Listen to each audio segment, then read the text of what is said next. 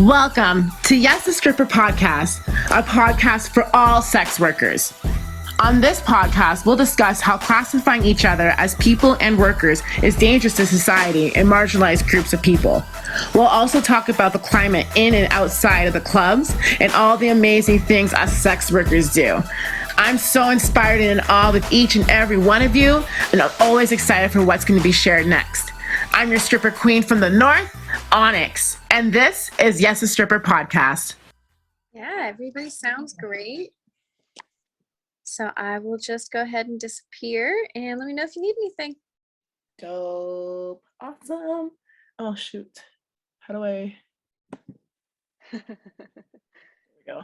The forever Zoom question. How do I? Oh my goodness. All right, let's get started. Oh, hello everyone, and welcome back to YAS the Stripper Podcast. I am your podcast host queen from the north, Sachi Onyx Keller. That's right. I am here with the lovely, talented, brilliant mind, Miss Nicky Ninedoors. Say hello to everyone, Nikki. Hello, I'm Nikki. That's all I got. Me, an intellectual. Before we get to it, do you want to tell us what your pronouns are? She, her. Excellent, excellent. Just living the vanilla life. Yeah, she, her, that person, you, whatever. So we were just talking about the last time we saw each other was at the Granville Strip. Just before the whole COVID outbreak. Yeah, March 7th, yeah. 2020. You know the date. Oh, I know the date. Yeah. Crazy. It was like pretty much the last day Granville was open, right? Yeah, it was. Yeah, it's pretty much. So for those of you who don't know, I was going on vacation. I just went out there and shit hit the fan and I wasn't supposed to go to Whistler. So I got stuck in Vancouver and I was like, let's hang out. Nikki was working. I stopped by the Granville, blew all my vacation money over there because the talent was just unreal. So it was totally worth it. We appreciated it. Oh, good. But now it's been 2 years past. So how does it feel to be working again? I am not working because I'm injured. Yes, we've heard. Do you want to talk a bit about that? Oh my God, I guess so. I feel like it's gonna be like a topic. So during the pandemic, as we all know, there was like underground pandemic parties, and it's actually how a lot of sex workers survived, because what are you supposed to do? I was pretty diligent with my training during the pandemic. I had a pole at home.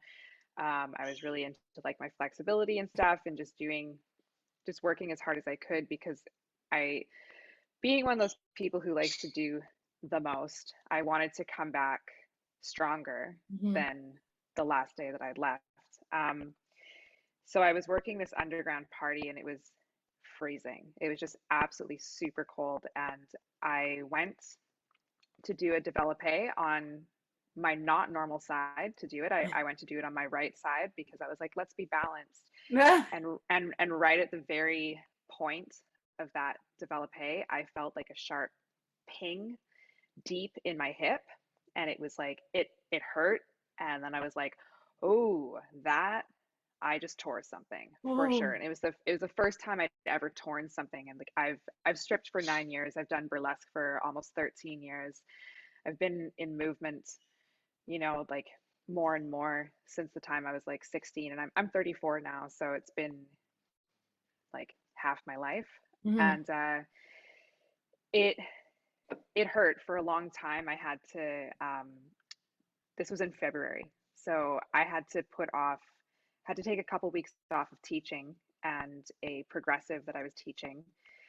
I did a lot of rehab. I thought I had torn my hip flexor because that's the area that's always been tight. I always assumed I would tear my hip flexor eventually. And then slowly I started recovering, and I started being able to do more flexibility stuff about 4 months after I injured myself. And I was like, that's pretty intense. That's a long time. And like, I'm also like a certified Pilates teacher, and I'm like big into the prehab and rehab of movement. So, and I saw like my sports chiro and a physio, and yeah, after that, it was about a month later, even though I didn't feel completely stable and things weren't like quite right in that groin hip area, the clubs opened again. And obviously I'm like, yes, I need to go back to work. Like I've lost so much money. I've gone through a divorce. I've gone like Yeah. shit hit the fan in so many ways for so many people during COVID, you know, Yeah. and just like, Yeah. wow, cool. Yes, please get me back on stage. I need this. And I'm always really good about doing my training and my warm-ups, but it just wasn't cutting it. And I was working probably harder than I'd ever worked before, just because we had so many people in the club, we had such good audiences, and I wanted to be the best that I could be. Mm-hmm. And I started noticing that like there was just other pains happening in my leg and things just weren't feeling right. And I started thinking, you know what? Like I need to not work all these days in a row in a week. Maybe I can do like 2 days a week. I'm very lucky. The club that I work at, you can work part time and be on stage, and that's like pretty much unheard of in Mm-hmm. Canada as Yep. far as like getting like a stage show price goes. Like if you're a stage girl, you're working like 5 6 days a week, maybe 7 days a week. That's it, Mm-hmm. you know. Um, so I figured, you know, I'm gonna start working 2 days a week soon. I want to get a little more money in the bank because like I need to feel that financial stability again. Um, and it was a couple more weeks where I was like, yeah, working 4 days a week in a row, no rest days, because I was also teaching Mondays, Tuesdays, Wednesdays. So it was just like nonstop. Like I think actually I had Wednesdays off and then I would go hiking. So yeah, like as I just don't fucking stop. Like why? Um, and then one of the girls got COVID at work, and it was the week that I had cut down.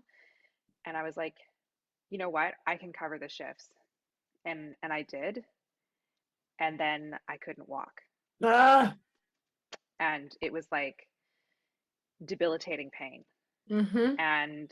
And then I took like a couple days off and I'm like, okay, you know what? Maybe this is okay. Maybe I just seized something and I went back to work. And then I was on stage and just I went to do an internal rotation in my leg, like just bring my leg towards the other one, and just felt searing pain all the way down my entire leg, through my tendon, across my knee, down into my Oh. ankle.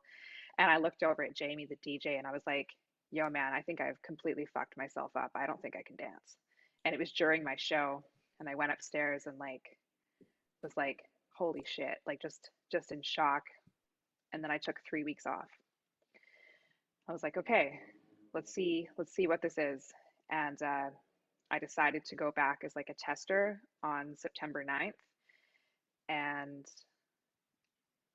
work 2 shows, just take like the late spot. And then I think I was going to work the Thursday and the Saturday. And I did the 2 shows on the Thursday and I was like, maybe I can do this. And then by the first show on my Saturday, I was like, if I keep dancing, I'm going to end my entire movement career. Mm. I have to stop. So that was September 9th. And now here we are. And so I'm not working. And Wow. it's been fucking hard, I can tell you Yeah, I that. bet. Yeah. Devastating decisions to, like, I just saw your last post of like the little Yeah. animal. I'm like, yep, that's dancer life for you. Because I mean, you were there for me when I thought I wasn't going to be able to walk as well and cried Yeah. in the bathroom by myself for hours. You were there, so I know No, exactly how you I've had feel. I've had a lot of cry in the bathroom Oh, by myself oh, moments. God. It's like, Oh, yeah, babe. it's like your whole, as a dancer, your and body and your sense of self are so Mhm. intertwined. And then when you're cut off from your means of expression Yeah. and like expression, work, everything, your sense of self unravels. Yeah. So I'm just like, shit. Oh, I'm like, and it's also so odd because I'm in such like a, otherwise I'm in such like a good position in my life. I have an amazing partner, like just so incredibly supportive. yeah, it's so happy. Um, yeah, like I feel so lucky. I'm like, wow, I like really hit the jackpot here, like fucking finally. But like, So, you know some of my stories. Yes, I did.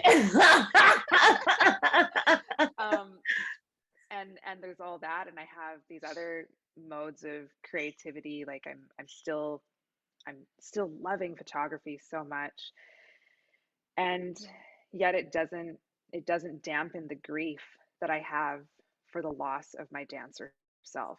Yeah. Yeah. So that's where I'm So at. you've gone to specialists, and what have they said? Yeah. What's the plan?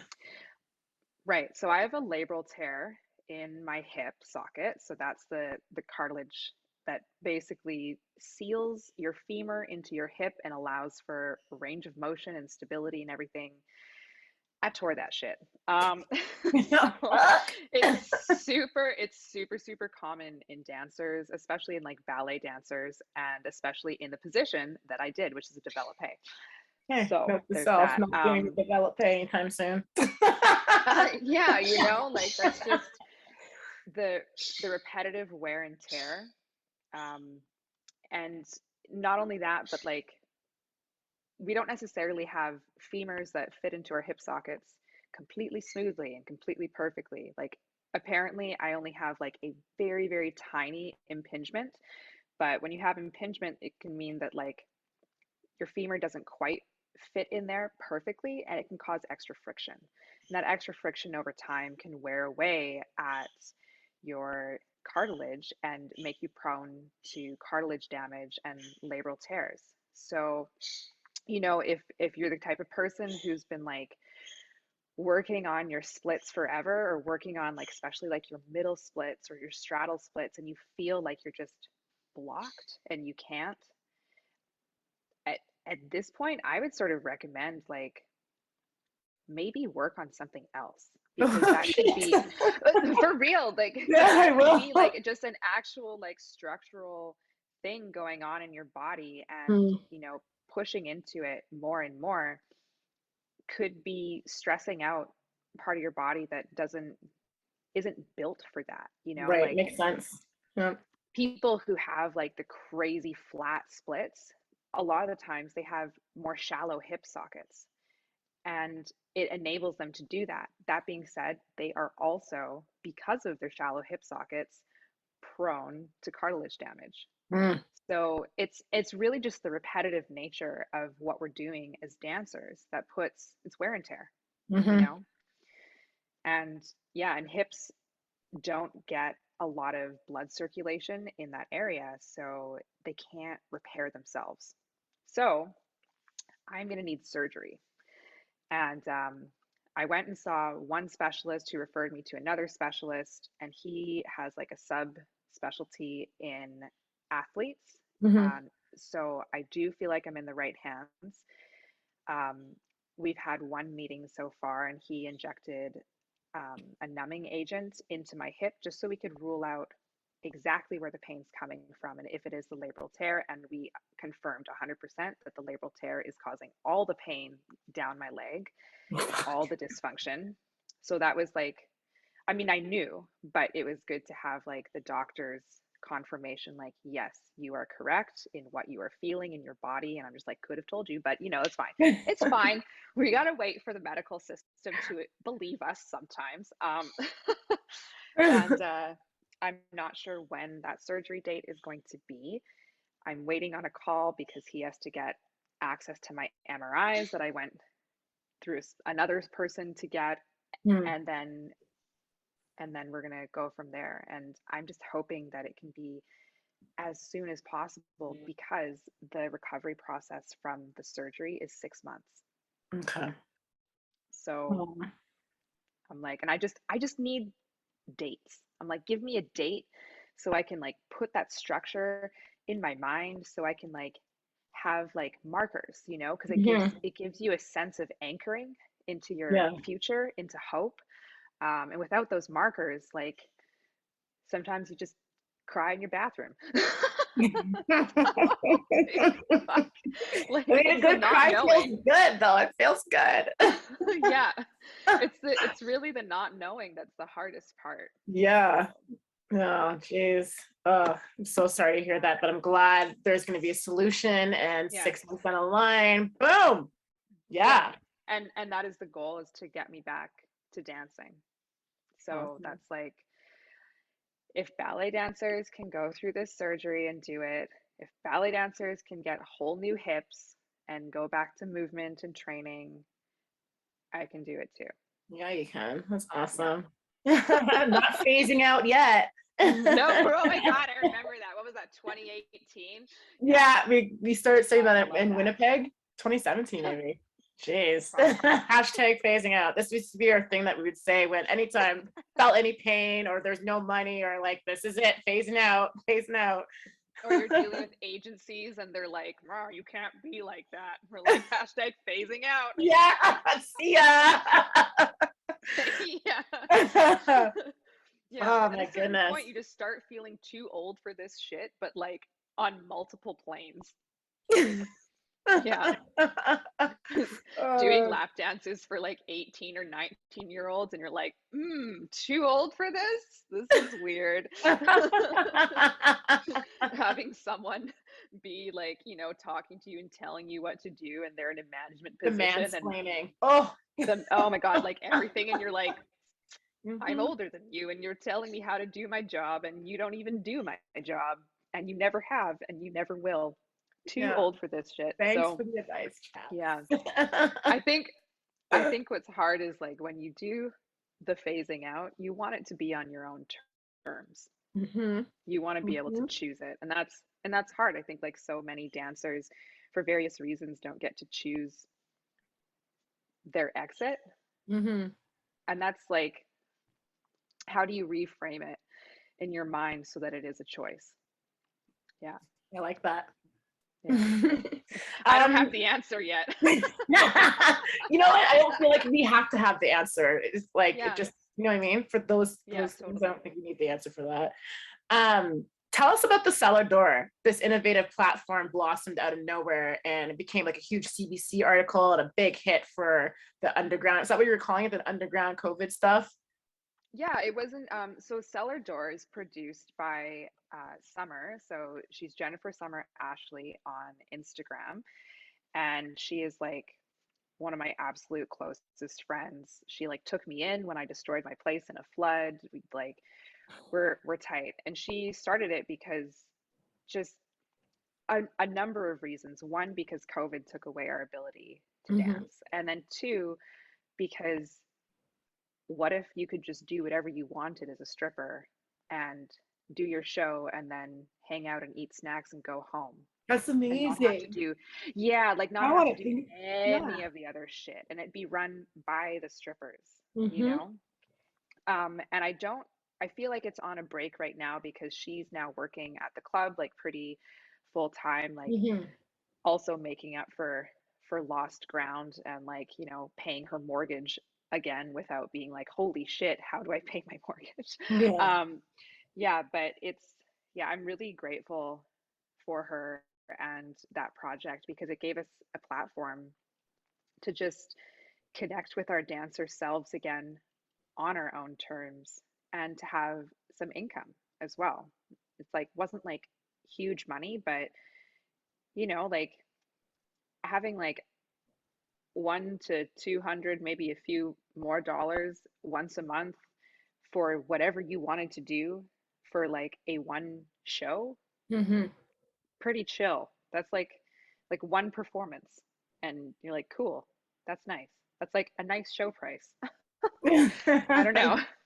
And it was just a nice time. So um and I really admire Jen. We've had like plans to do future things together, and I'm sure I'm sure we'll see more out of her genius mind. Mhm. Yeah, and I just look forward to whatever she has to offer in the future, because she's just dope. She's also a Yeah. lawyer. Yeah, She's yeah, what, your and lawyer, you say? she's a lawyer. She's a criminal That's defense lawyer. awesome. Yeah, yeah, she's definitely a person you guys should talk to. She's just super dope. She's one of the absolute smartest people I know. Um, Awesome. yeah, and she's just a really, really cool person.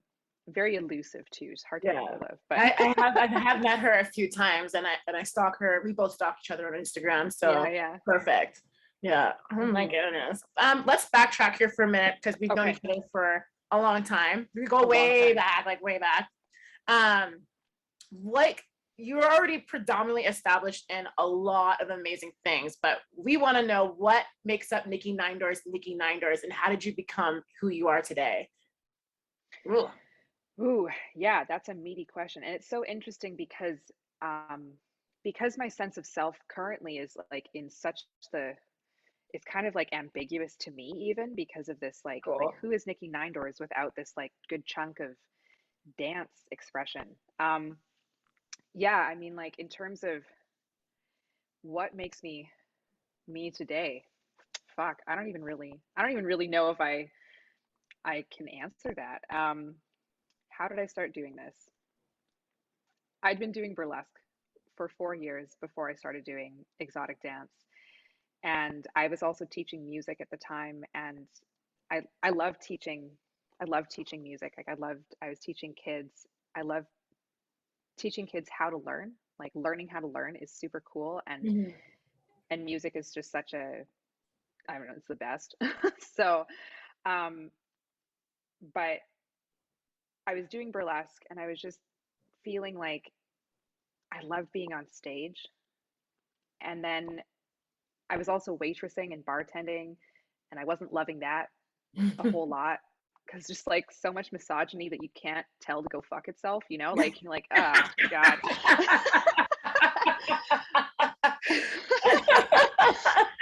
Oh, it's good. And I don't know how I thought of stripping. I know that when I was 15, someone asked me if I'd ever be a stripper, and I guess she was just trying to see like, ooh, what would you do, or like, what are you like? And I was like, well, I don't see why not, because I'm always like a why not kind of person. And then when I was 26, I decided why not, and just decided to try it, Yeah. and it was pretty hilarious. Like stripping's hilarious. Like, but it was also very it was just also very freeing. It changed my perspective of myself, and it was very like powerful for me. And then also I was getting paid Mm, to do what I already wanted to do, which was burlesque. Like there's really not a lot of difference between the two. Like you can, I mean, like, granted, I did a lot of really weird stripping when I was a baby stripper, but you know, like eventually I found the fusion that works. And yeah, it's like I can't see that. So, but okay. I danced to a lot of Bjork. And like to be honest, I feel like when I come back, I am gonna bring some Bjork back because I now feel like I can do her music justice. And I can like Hidden Place, like you ever listen to Hidden Place? Like that I'm gonna song have is to listen to made, now.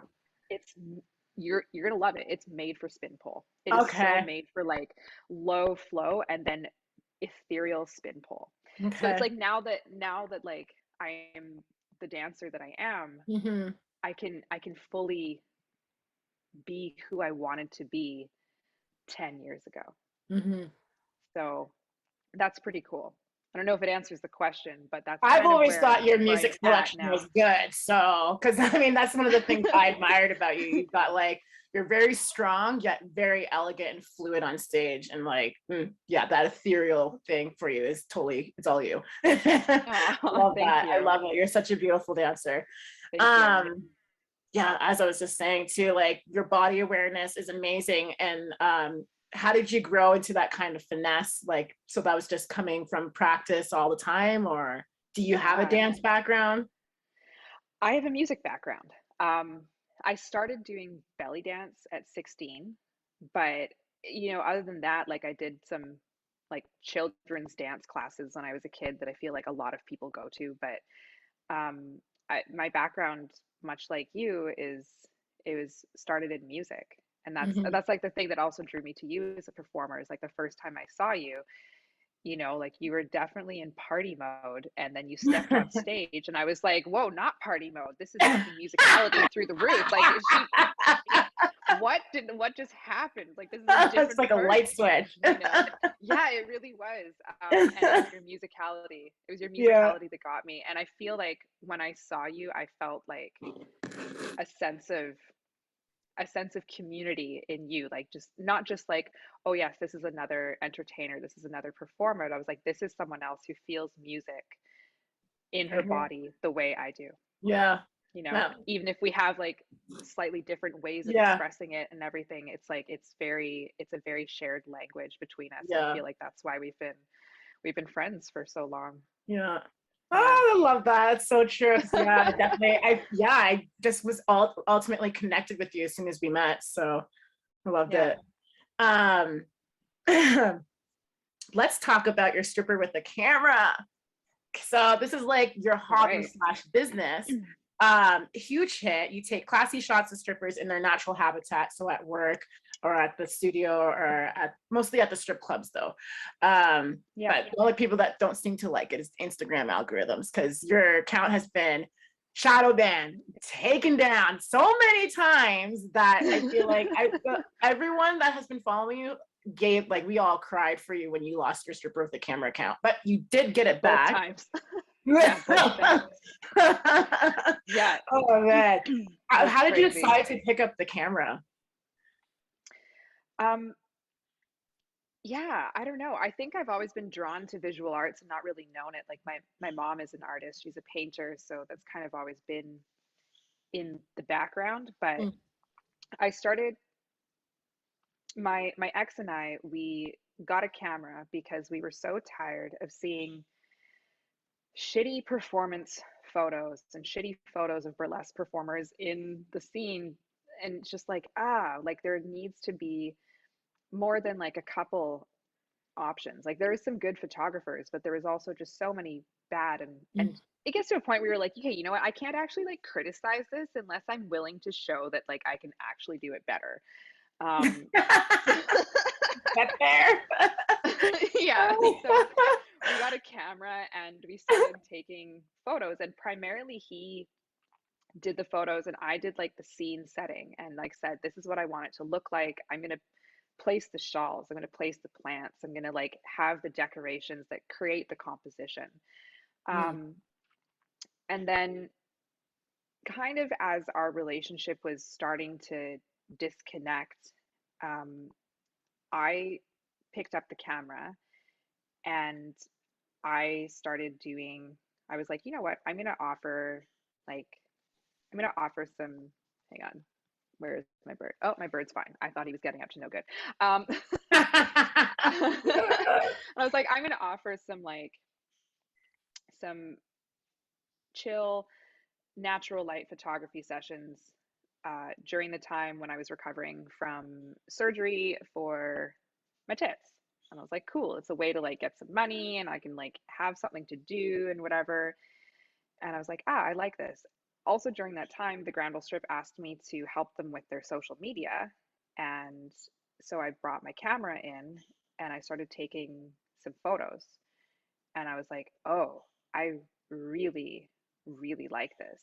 And it's just, you get this kind of rush because you're operating between the flashing stage lights and also low light levels. So it's a challenge. It's a challenge to work with. There's a lot of things to focus on for the camera. I have an older camera. It's a flagship. It's a good camera, but it's older. There's been lots of improvements since it came out.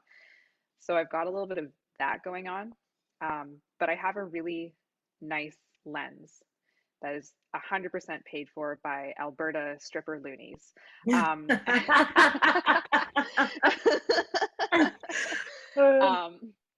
And yeah, I just found that I really loved it. And then I was posting photos, and it just felt this sense of completion in terms of being able to showcase my community and people that I consider family, and to be able to have a voice on our behalf, or to be able to amplify their voice and help people, yeah, just, I don't know, show the world what it is that we're actually doing, because the world has a lot of ideas of what we do and most of them are wrong.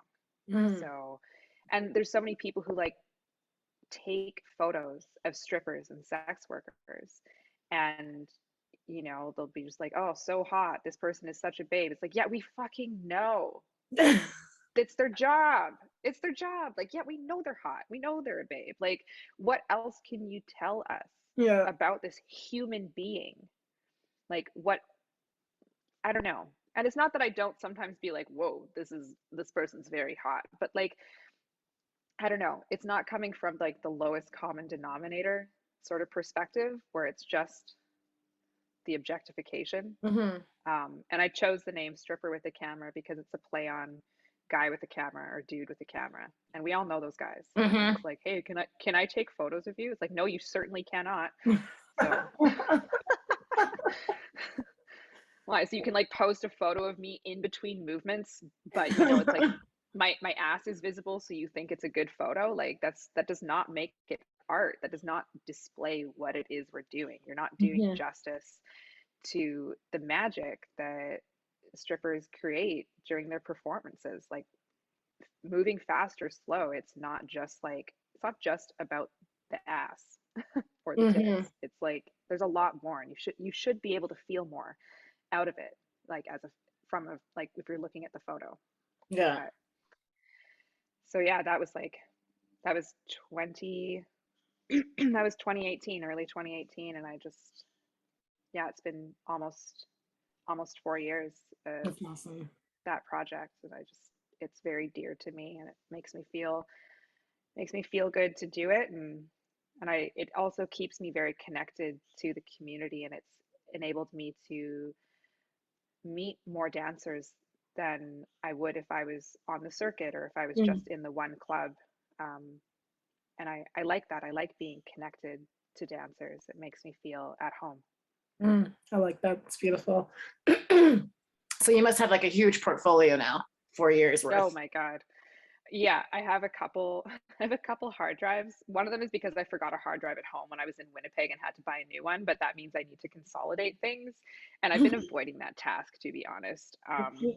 But yeah, at some point I'm gonna look through my Dropbox of all the images that I've shared with the dancers, and I'm gonna start picking my favorites so I can put it into some level of portfolio and see about publishing like a coffee table book.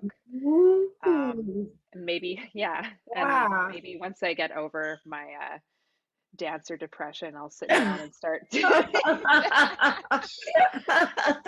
You're allowed. We all yeah, know it. We all allowed it. yeah, yeah.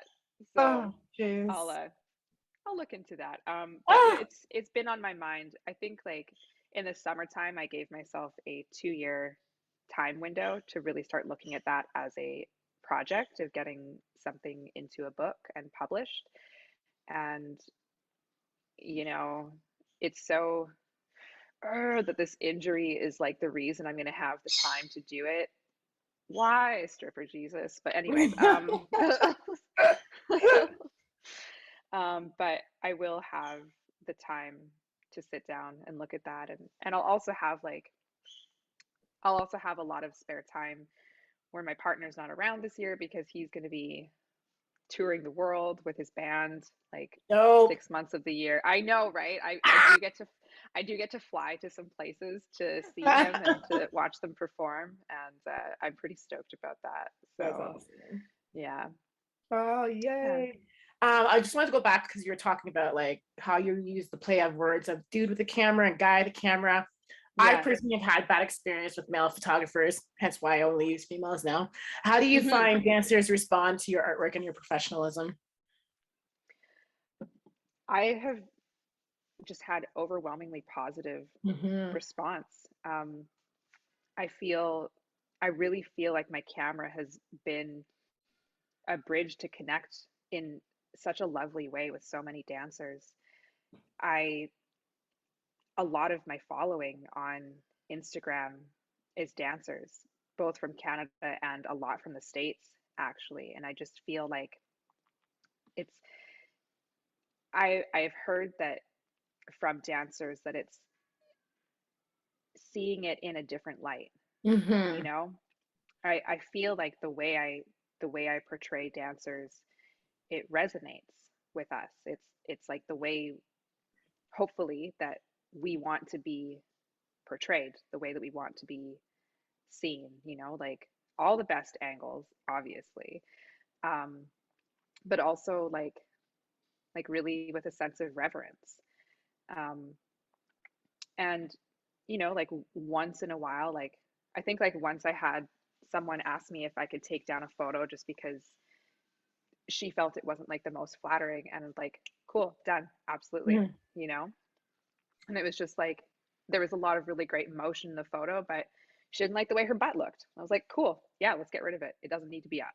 It's not about like my ego. You know, there's a lot of male photographers who, if you don't like a photo, they take it so fucking personally. Mhm. Like they really like they'll get super butthurt about it, and they'll be like, well, I'm the artist and I did this photo and it's good work and it's my page, so I'll like whatever. And you're like, but I'm the subject and I helped you make that photo, and if I didn't exist, you wouldn't have anything. So, so yeah, like it's generally been like a really just a really positively received project. Um, yeah, I like to hit people in the feels because people hit me in the feels. Like, you know, photographing dancers makes me emotional. Like it's, yeah, I Mm, see myself in other dancers. I see them in me. And I think it's just like so, it's so powerful for me. yeah, that's cool. Any hobby that I've witnessed you seems to start and turn into a career, and you excel at everything you do, literally. How do you know what you're going to do next, and what is next? I talked about like the book, maybe publishing with pictures. What about the retro strip show? Right. Yeah. So yeah, because of this injury, I'm in this weird limbo. Like I really I know that there are going to be things that are going to happen. I know that I'm going to produce more shows. That's going to be a thing. That's cool. But I don't know exactly when, because that recovery process is so long and I need to have that surgery date so I can kind of like get an idea of it. Yeah, I don't exactly know what is next in a solid way, which is very aggravating for me, to be honest, because I'm used to planning everything out. Like it's Yeah. and I'm like, okay, cool, I'm gonna do this, and I'm gonna do this, and this, and this, and this is gonna lead to that, and I'm just like, I don't know. It's been. I'm sure there's a lot of lessons that I'm learning right now about patience. I love it. Great, good times. Um, but I do know that I am going to produce another retro strip show in the future. Absolutely, for Yeah. sure. And I'm going to produce one when the time is right, whether or not I can perform in it as a dancer. So if I, once I get my surgery date and can look at things in a sort of solid way, if there is a time that it lines up that I know I'm not going to be stage ready, that is totally cool with me. Mhm. That show means a lot to me, and I've got more than enough dancers who I would love to feature again or for the first time. Um, and I don't need to be on stage as a performer dancing in order to get the joy and fulfillment out of that show.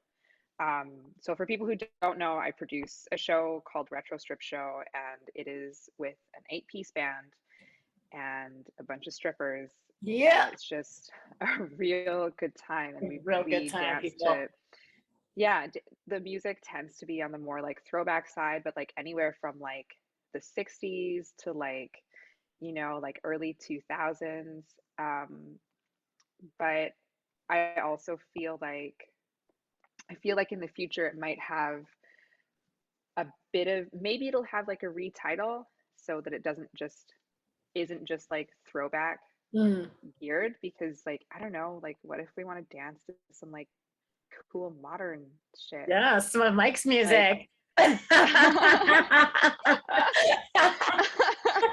right, like anything, right? And that's the other thing, like kind of similar to Jennifer's show, is that what if we just did whatever we wanted? And like part of the thing for that show for me is you know, sometimes dancers would be like, okay, so you want like big costumes, right? And I'm like, I don't fucking care. Like, I want you to dance and have a good time.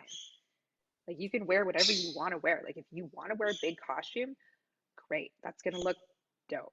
If you want to wear jean shorts, by all means. I literally just want you to feel good on stage. And it's like, it really is a pushback from how our performances are so dictated by people who, like, frankly don't know shit.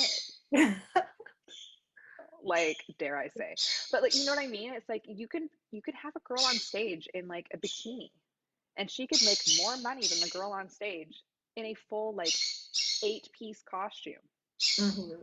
So like, why have rules about how many pieces a costume needs to have, and body cages don't count as a costume piece? Like, but like, why have that? It doesn't make sense. It's people have made rules, Mm-hmm. and they don't even do our job. They don't know, and they're one man with one opinion, and they think that their opinion is the thing that is like, yeah, this is the right thing. Willow, hang on. I'm going to grab that bird again. Very sunny. Yeah, he's very sunny, so he's very like wound up about it. He's probably not even going to stay for very long. But yeah, so I just want people in that show to feel good. And I only bring dancers into the show who make the audience feel good. You know, people who have the best vibes. Like, I don't care how much pole a person does. It's good to have a certain level, but like just to be comfortable on stage. But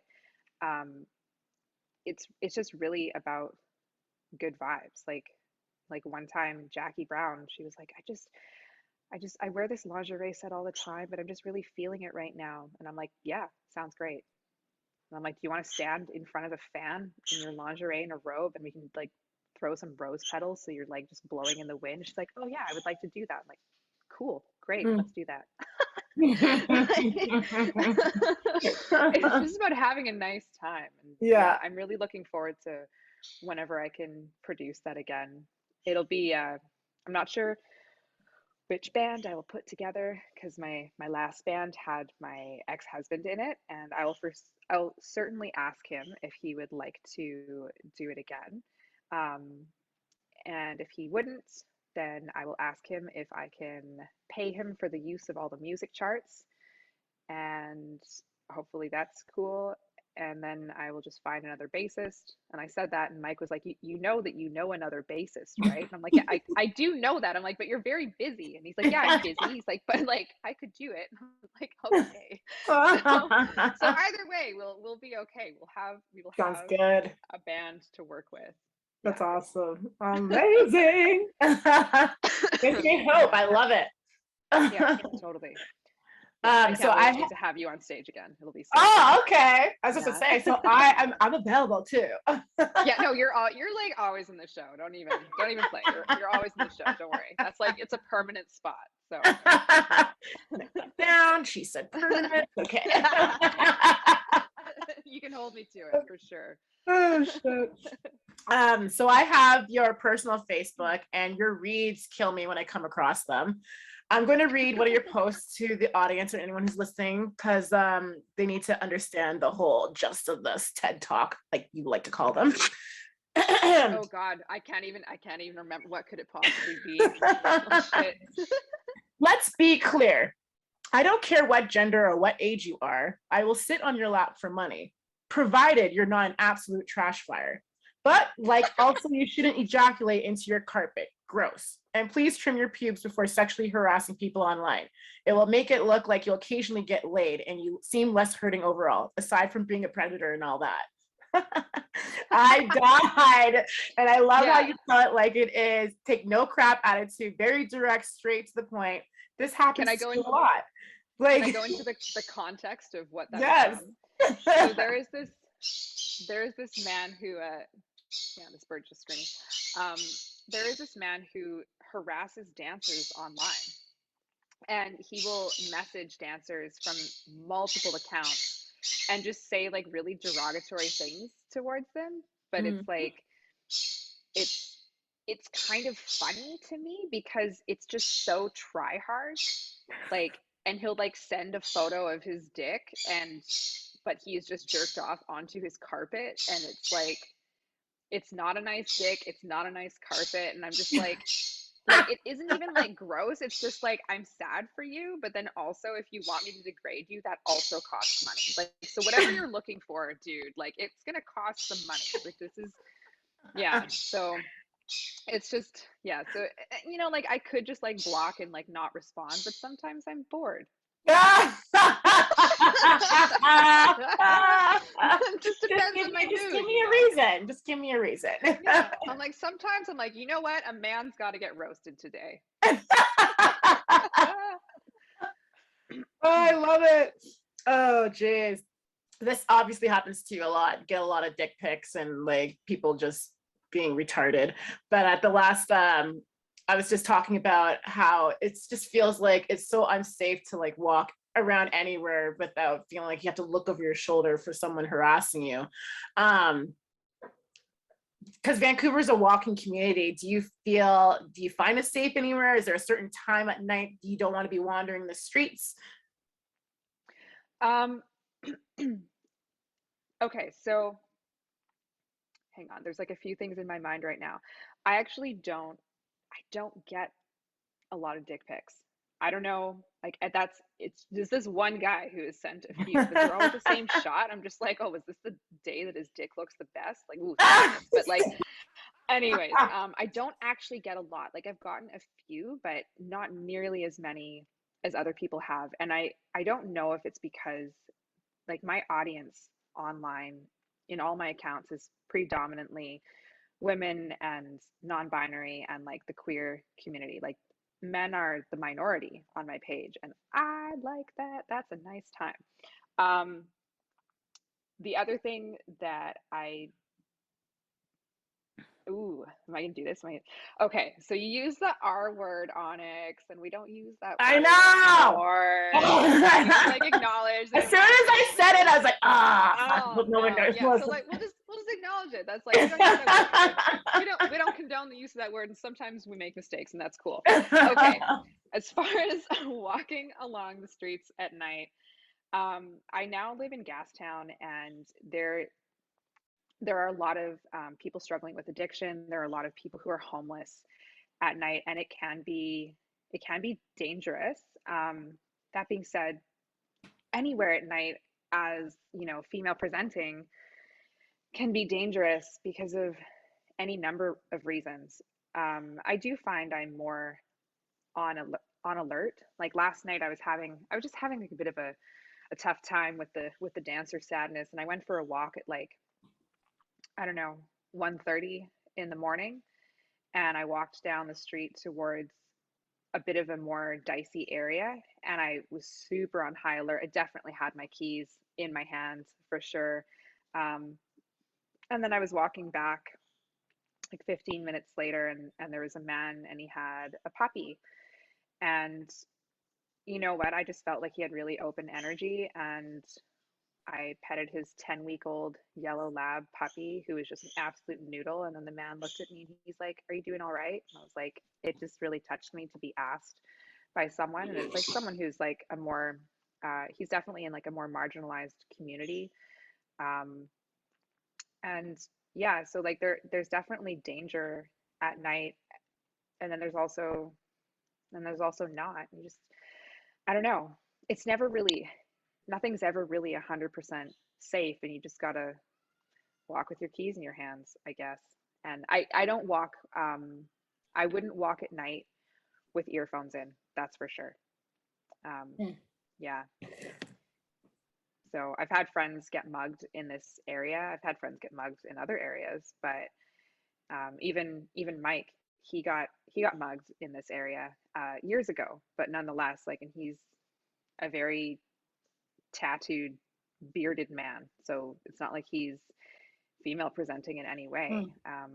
It's just there's a lot of hardship, especially in the downtown east side, and people who are people who are really struggling in a lot of ways, and it's yeah, you just don't really know how to, like, things are unpredictable.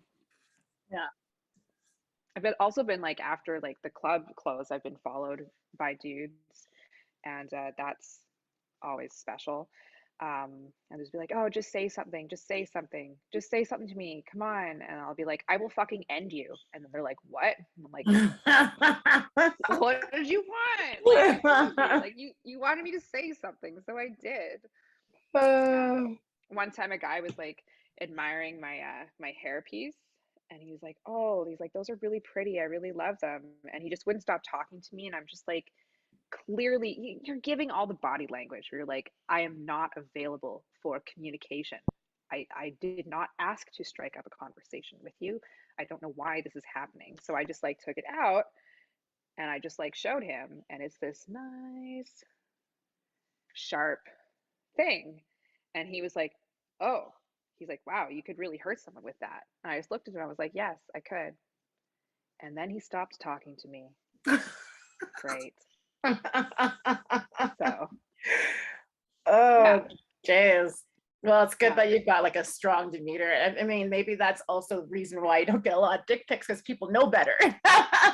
Yeah, you know, it's like, do they want to be like put on blast? Do they want to be like, yeah, some Yeah. people do. Some people totally do. They want the attention. But a lot of people are like, they don't they don't expect to get like absolutely roasted by someone. They don't expect someone to be like, cool, you work at this company, what would they think about that? Like, Mhm. they're so used to getting away with harassing women that when they don't get away with it, they're like, oh shit. Like, just, Mhm.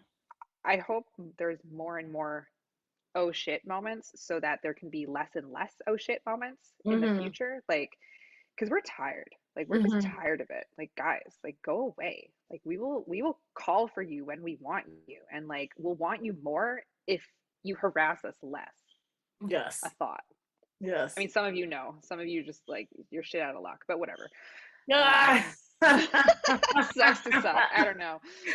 Oh, jeez. Let's talk about boys and men, shall we? Dating Ooh, has okay, fine. changed so much, so it's scary to get back out there, as you know. I mean, I Yeah. know, we all know. Yeah. Especially when you haven't been on the market for years. I mean, now it's online dating. I mean, where do you go and meet Yeah. someone these days, right? And how do you know if the red flags are there? How do you see them? What's your process like? Well, once I was at the point where I felt like I was ready to date again, and it was about like a year after my separation with my ex, um, I went out and made a bunch of mistakes. That was super cool. And I found myself really vulnerable to genuine narcissists. Um, and I don't know what it was. Like, it was just because I was really compassionate and empathetic. Um, but I definitely had an experience with one person who I was like, oh, like, that person love bombed me. That person like really did all the hallmark things that I didn't see right away because it was so quick. And it felt good. Dopamine always feels good. But anyways, but yeah, so I had one of those, and then I like, ooh, shook that off. And then I was doing like Tinder, which I treated as sort of like an exercise in terms of speaking my needs. And like, it was good. It was like, I didn't end up going on too many dates. I didn't end up, I hooked up with one person off of Tinder, and then told them I didn't want to do it again. And I was very clear about why and everything. And it felt good for me, probably not for him, but like, um, I don't know. I just use it as a tool to be very direct with people in terms of like, this is what I'm like in a relationship. I have a more avoidant attachment style. if you are really clingy, I am going to push away. I need space, but I do also love intimacy. You know, just being able to like, this is who I am. Like, lay out your shit and be like, "Cause does this shit work with your shit? Let's see." You know. Um, and then I was dating a guy for another musician for a little bit, and he was real inconsistent with me. There was things that were like really good, and I really enjoyed, and then there was other things where I felt like a bit of a shadow of that love bombing thing happening again. And I do believe that he was kind of on that more narcissistic personality type. Not like a full, maybe not like a full blown, like, ooh, this would be a diagnosis kind of scenario, like, but more like covert. Um, and then he ended up ghosting me, which was really weird because I'm just like, dude, like, we know each other in the same scenes. You've played in Retro Strip Show before. Like, what is this? I know. I was like, why do you want to make it weird? Like, you know, who comes out looking better in this situation? It's not going to be you, dude. Like, oh. And so, oh, why is my front door ringing? I'm just gonna like, I don't know who I just let in, but we'll see. So trustworthy. I think it's the mail. We're waiting for a parcel. But yeah, so that was like weird. And it also like really, it really hurt me because I was trying my best to be open and to, yeah, to build trust very deliberately. And I feel like whatever it was, he was not ready for it, but he wasn't even ready enough to be a man who could say like, hey, you know what, I can't do this right now, which I totally would have been like cool with. More I would understanding. have been able to process. Yeah, totally. Nonetheless, he was in one of his like, I don't know, bragging about himself things. He was talking about he was talking about how when he was on tour with the Zolas, they got to go open for Mother Mother, and he loves all those people in Mother Mother. Like, they're just great. They're just great musicians. They're really good people. They're so awesome, and how much he liked them, and yada yada. And I was like, oh yeah, you like Mother Mother, hey? Interesting.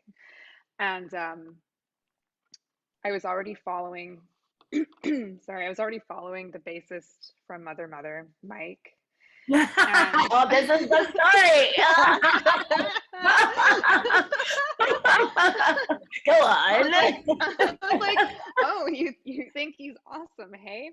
Interesting. Neat. So I started paying attention to Mike's Instagram stories a little bit more. And Mike, during the pandemic, was doing a lot of baking.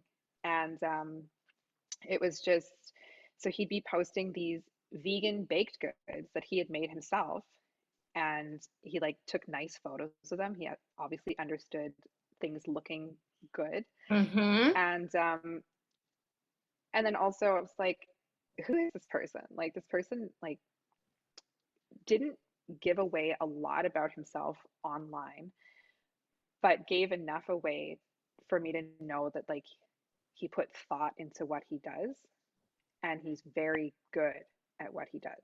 Like, he's phenomenal. So yeah, so like a while after I got ghosted, I was sitting on the beach with my friend Kat, and I was smoking a joint, and I was just like scrolling Instagram because multitasking, and one of his stories popped up, and like it was some cake that looked like really good, and I was just like, fuck it. So I responded to his story and like just basically just said like it looked really good, and we had a brief chat where, you know, I did the thing where I'm just like, oh yeah, like I love baking, but I couldn't be trusted to make something because I would just eat it all myself if I was just like if it was just in my fridge. And that like set it up for him to tell me that like he was like, oh yeah, like I've had a hard time during the pandemic because it's been hard to like give it away, because normally I give it away to people. And I was like, this man is single. So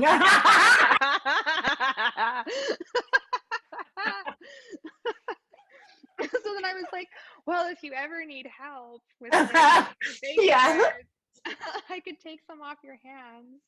And like 2 days later, he like sent me a photo. He's like, yeah, so I made this thing. And I'm like, so can I have some? Like, and then on my way to the dance studio, I went to his place to like pick it up, and he's like, oh, how do you want to do this? Because it's like COVID, right?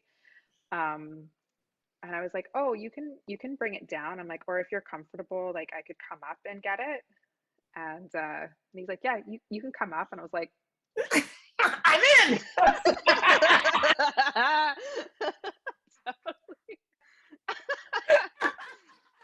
And we just like met for like sort of 20 minutes or so, and just chatted a little bit, and I just like got a good look at his space. It was like so clean, so like precisely put together. I was like, a real man lives here. Like, what? This man cleans up after himself and doesn't have piles of paper around or like towels on the floor. What, this is a nice place. Like, what? It was also like a 5-minute drive from my place at the time. Like, convenient. And then I went to the studio, I took the baked goods, and me and Jen ate it. I was like, this is good time. And I'd given him my number. I was like, oh, like, I'm like, I don't always check my Instagram DMs. Like, just take my number. Like, we'll do this again sometime. And then he texted me like, I don't know, a couple days later or something. Like, and the thing I noticed the most was that he was very attentive. And he would reach out to me first. So I never had to message him. He would message me, and it was like just genuine and nice. And I was still kind of burned from like the weird communication that had happened in like my last situation. So I really made sure to not reach out to him. I was like, yo, you know what? If a man wants to see me, he is going to have to show me that he wants to see me. I'm tired of doing the work for people. Like I am here.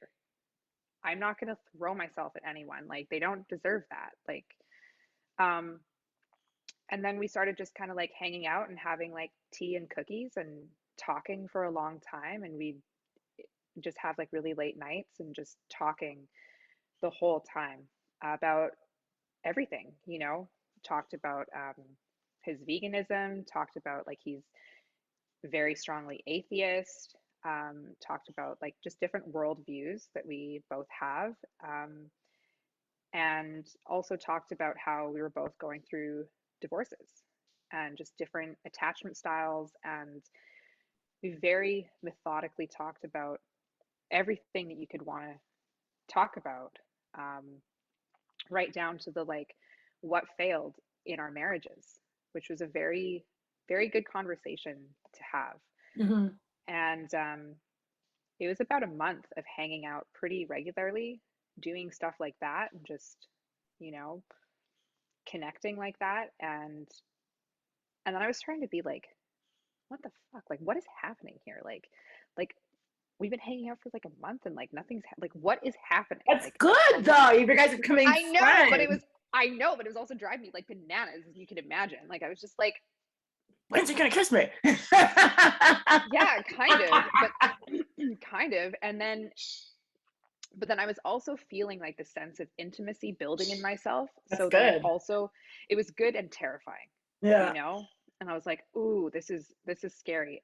And there was one night where we were talking, and he looked at me and he was like, thank you so much for talking to me about this. I really appreciate you. And the way he looked at me was like different, like just fully open, different. We'd had some moments before, like before that time, where there was like, ooh, something, what's that? But it was just like full-fledged.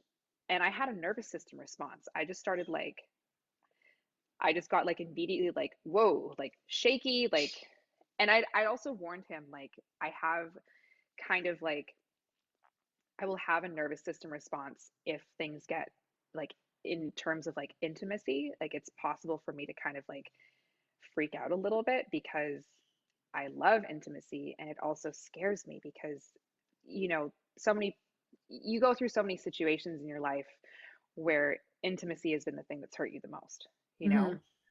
Um, and I had told him that previously, and he'd be like, "Oh, you don't seem to have a problem with intimacy." And I was like, "Just wait." And and when he looked at me that time, it clicked, and I had a nervous system response. I was like, "Oh my God, hang on 2 seconds. I got to grab a glass of water." And I grabbed some water, and I was like, "Whoa."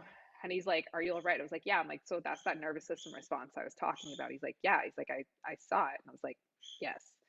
And then he's like, "I hope this doesn't cross any boundaries." And he kissed me. And then we made out until like, I don't know, we made out until the wee hours of the night. And I ended up walking home at 7 in the morning.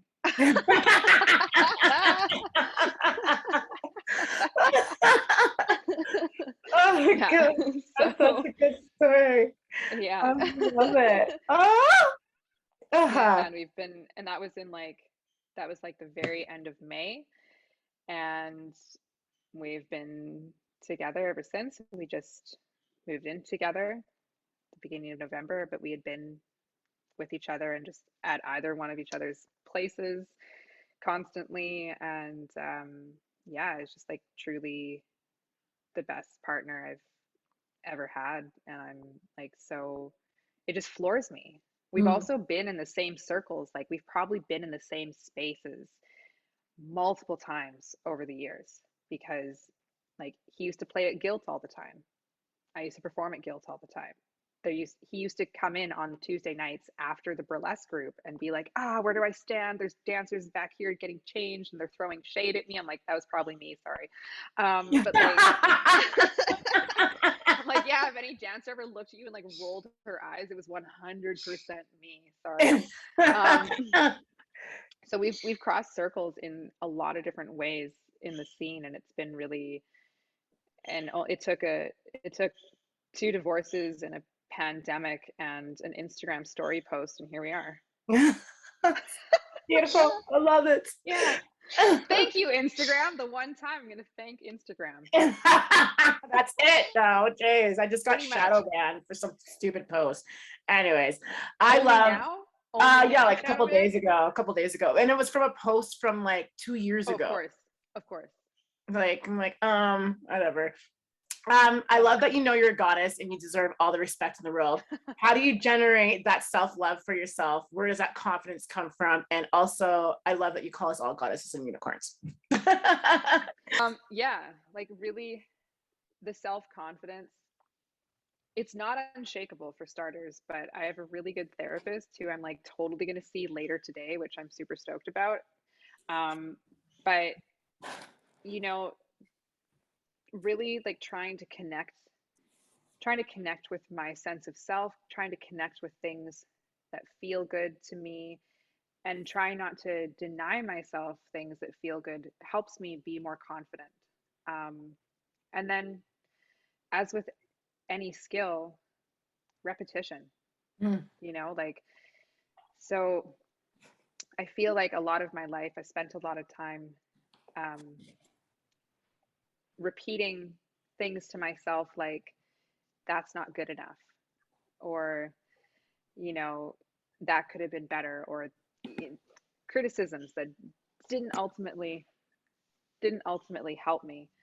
Um, and so I started trying to consciously think about, okay, what if I said different things to myself? What if I was repeating different things over and over again? Like the phrase good enough goes so far with me because it's not just like, it doesn't just like release me from perfectionism. Mm. It also tells me in like that subtle undercurrent way, I am good enough at a core level. So, because there's like going to be lots of things that you're going to do that like it's never going to be perfect. Mm-hmm. And it's also never going to fucking matter. Like, it's really not, like some things, okay, yeah, some things have to be perfect, but like maybe like in art world, maybe nothing does. Right. Probably nothing does. And yeah, so, oh, well, I'm just going to continue on with that little spiel, and we'll see if she's able to sign back in again. Um, yeah, so having access to a therapist has been really life changing for me. Um, I have a bunch of trauma in my background, and I have, complex post traumatic stress disorder from that trauma. So therapy has been very, very necessary for me. And it's just, yeah, being able to tell myself that I'm good enough and that what I'm doing is good enough has been just very, it's a process. It's a learning process. It's a skill. Um, it's not unshakable. I definitely go through times where I don't feel good enough. I go through times where I don't believe myself when I tell myself I'm good enough. But I have to just be willing to be, I have to be willing to see that inner critic, that voice that comes up and says the negative things and puts you down. I have to see that as a separate part. It is not me. It is not the truth. Um, and just be able to kind of like put it aside and say no to that inner critic. There is there's a book that I definitely recommend, but it is for like trauma survivors, but it talks very in depth about the inner critic. And it's called Complex Post Traumatic Stress Disorder: From Surviving to Thriving, and it has some very good step by step instructions in terms of going through. Okay, so be right back.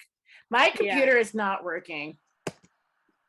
Okay. I'm gonna grab my headphones. Okay, cool. Yes. Yeah, so the complex post-traumatic stress disorder. What the fuck?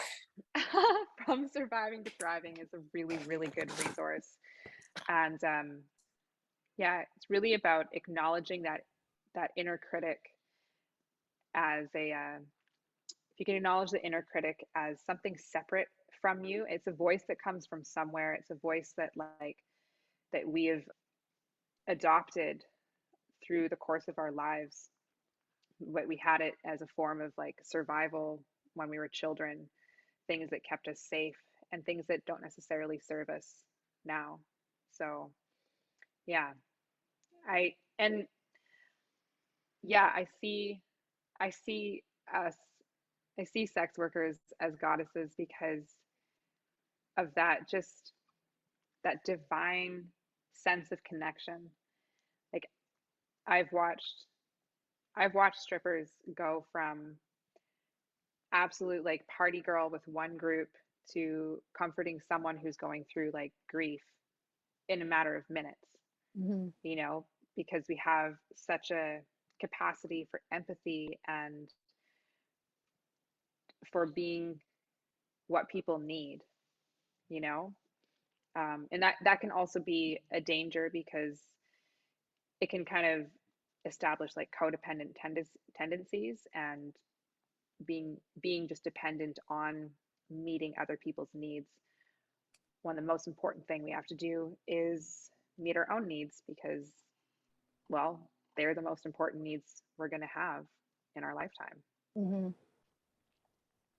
Okay, so I have just one more question for you because I know we're like taking up a whole bunch of your time here. I was reading up on like again your Facebook posts and you talk a lot about ADHD and PTSD and OCD, and I was researching and all that stuff and I was like, holy crap, I have ADD. After I confirmed that with my mother, and I'm like, okay, well this makes so much more sense. Right? How do you cope with all of this, and like what are your regimens that you do? Like yeah, what's your schedule like? I feel with like sorry, I'm drinking lemon water and it's like totally dried out my throat. With my ADHD, I'm not formally diagnosed because I was almost going to get formally diagnosed, And then it was phone tag between me and the clinic. And then they're like, cool. They're like, email us, and then we will email you this, and we will make an appointment. So I emailed them, and then nothing happened. And then I was dealing with my injury, and I was like, you know what? This is fine. Fuck it. I was like, this is beyond my attention span. I just can't chase this anymore. I might do it once I feel a bit more like I have my injury stuff under control, but mostly for my ADHD, I just try to be mindful of how many things I do in one day. I really have a strong maximum of 3. Like I can do 3 things in one day, and it's like, especially when it comes to like leaving the house, because I like being in my space. It's how I feel grounded. I love writing things down, so I have a notebook and I put little boxes that I can check off for my tasks, and I have nice pens that make me feel good about writing in it. I try to eat really healthy, because I find like if I'm eating like a lot of like sugars or something, it really just messes with my brain, and I'll get like real scattered. And I like to have sort of rituals. So in the morning, I get up, I make hot water, I make myself hot water and lemon as I'm getting my bird salads and my rabbit salad prepared, and I just have this chunk of time that is my morning time. And sometimes caffeine is great for me, but sometimes it's not. So I just have to be mindful. Like, I can't do coffee. Coffee's too crazy for me. It's just, yeah, it's I way get too hot much. flashes like immediately as soon as I take Yeah, a sip. totally. I'm like, what just happened? Yeah. It's bad. Yeah. So yeah, like green tea is good for me. Even black tea, there's something about black tea that's maybe not so awesome. Um, yeah, but having like the structure in my day, knowing what I'm going to be doing, writing it down, adhering to it, that really helps me. And then also just being mindful of things that I have going on that are ADHD traits. And like, I have hypersensitivity to sound. So some places can be really overwhelming for me, because there's a lot of like, usually public places, there's like a lot of voices going on at one time, like in coffee shops or something. If it's a busy, tight space coffee shop, I can get really overwhelmed quite easily. And I guess it's so interesting that like I work in strip clubs, but in strip clubs I have a focus. I have like, these are my show times. This is what I'm doing. I'm going to go on stage. I'm going to go upstairs. I'm going to like hang out for like 20 minutes, cool down, get into an outfit, go downstairs, work the floor or not. I don't know, depends on the night. But there's structure, and structure really helps me and helps me deal with that. And as far as like all the other stuff going on, therapy. Yeah. It's time for some rapid fire Q&A. Let's begin the 4 for 1. Zombie apocalypse is coming. What 3 people you want on your team? You obviously, you kick some major ass. Also, I also totally want Lynx, because Lynx would kick, right? Yeah, yes. Totally. And then Mike also, because like, love him. He's great. What is your most used emoji? Ooh. I don't really know. Is it the white heart? Maybe it's the white heart. What's the white heart symbolize? I don't know. I'm just like, I just don't feel like using a red heart, and the black heart's like, the black heart's too like emo, but the white heart's like soft emotion. I don't know. What's that or like the turkeys if I'm like texting Jen. What's the worst job you've ever had? I worked at a golf driving range, and that sucked. Yeah. And last one, what is one article of clothing someone could wear that would make you walk out on that date with them? Ooh. Oh, definitely a Trump hat for sure. Like, absolutely not. I love Goodbye. it. I feel like there's other things, like maybe also Crocs, but like the Trump hat, number 1 for sure. Do you have any final thoughts you want to give our listeners? I'm just really happy to have been able to have this conversation. I'm so happy that we were able to see each other's faces again after Yes, so long. And I just hope people are able to take some time today to connect with themselves and to tell themselves that they are worthy of love, that they deserve love and respect, and that they're fucking awesome. That's awesome. Do you want to tell everyone where we can find you, your OnlyFans, your Instagram, all that jazz, PayPal? All right. Okay, so I am on Instagram. It's at the.nicky.ninedoors. I don't link to anything else on Instagram except for in my bio, I've got links to like my photography stuff, but I don't link to any of the OnlyFans stuff because Instagram, as we all know, is a nightmare. I'm also on Twitter. My Twitter is definitely spicier. And that's at Nicky_Ninedoors. And that's all the places you can find me. Awesome. Well, I'm glad I got to have you here. Once again, the burlesque performer, stripper, producer, singer extraordinaire, and everything in between, Miss Nicky Ninedoors. So glad to have you. Just so everyone knows, this is a listener-funded podcast. So if you like what you're enjoying, please go on to the website, YASAstripperpodcast.com, and find those donation buttons and give us your money. It goes a long way in funding the Make host it rain. and all the guests that come here, and yeah, just bringing the show back to life into a better orbit. Yeah. Awesome. We're into the future now. To the Great. future. Yeah. Whatever's coming next for us, it's there. Awesome. Well, I'm glad to have you, and I'm gonna let you go because we've taken up so much of your time. And I'll see you guys. Really have to pee. Yeah. Awesome. Well, then on that note, All right. we'll see you guys later. All right. Love you. Love you too.